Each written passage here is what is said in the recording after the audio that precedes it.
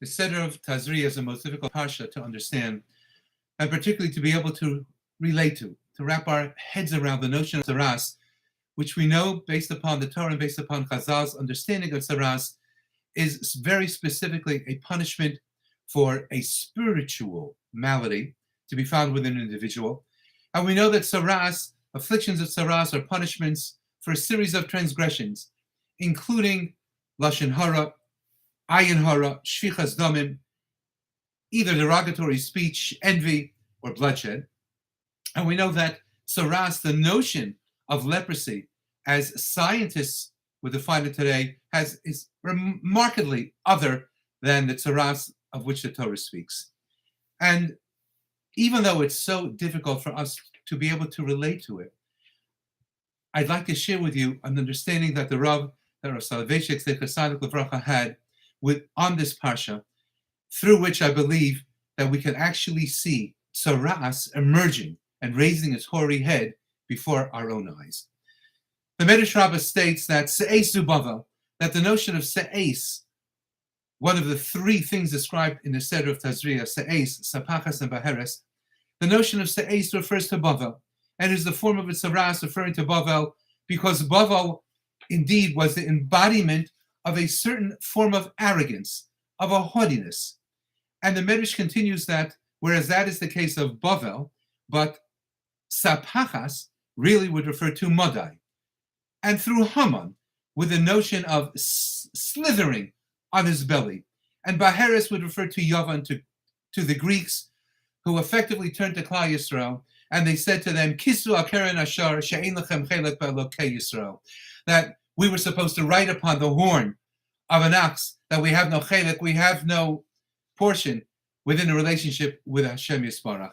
And in a nutshell, explained the Rav Zatzal, the disease of spiritual Tzara'as can take three forms. There is Se'es, which in the words of the Rav represents a puster narisha gaiva. It represents a vapid, foolish arrogance of an individual. Then there is Sapachas, which is an inferiority complex that unquestionably was applicable to Haman.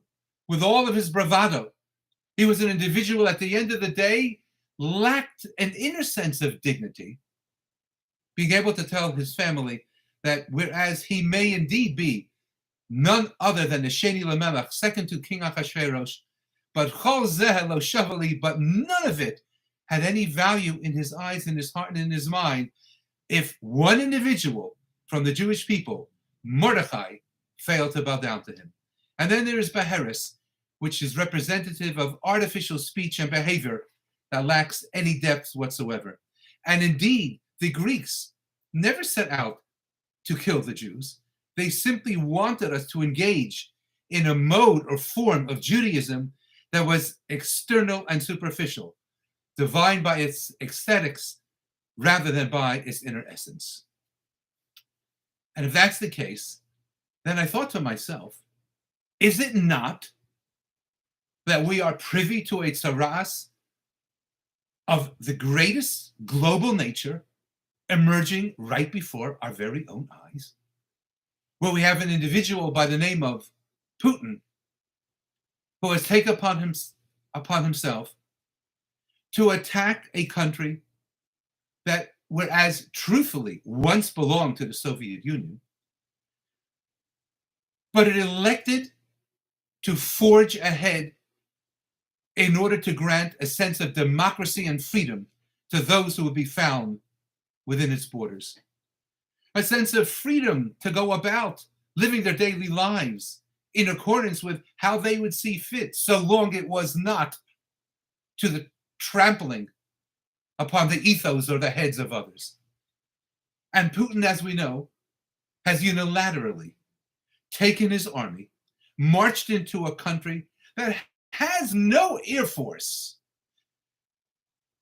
that has no artillery that can be spoken of in a real sense, and who are fighting from the bunkers in order to safeguard and preserve the dignity that they have and the freedom that they have against a tyrant who will attack men, women, and children seeking to cross its borders to areas of safety, who will attack maternity hospitals, who will, in the streets, shoot in front of all of their relatives, men, women, and children, babies, who will literally take tanks and roll over cars, housing inhabitants within, all for the sake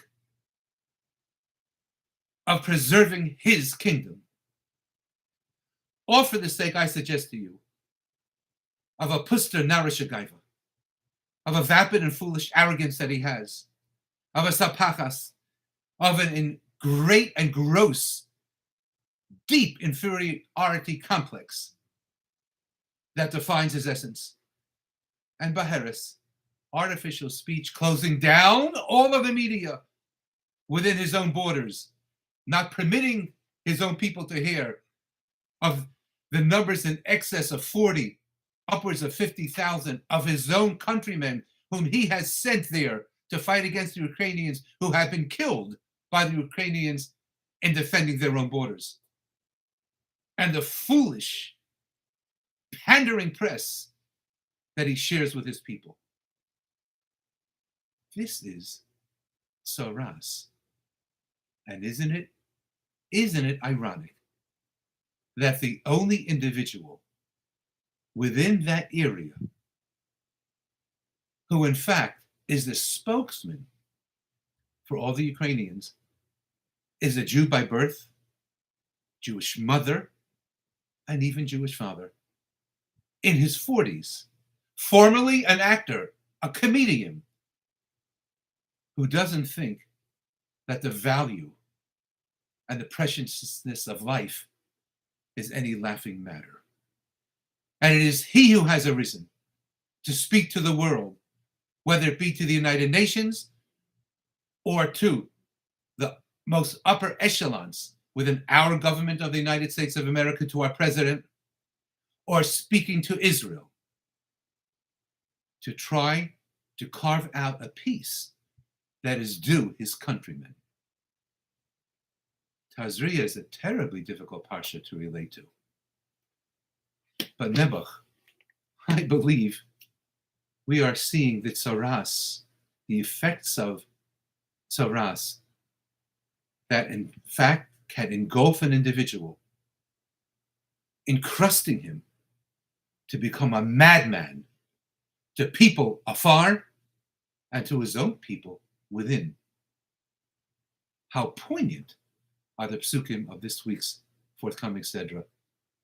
How deep are the lessons that it houses for us to be learned. Have a wonderful Shabbos.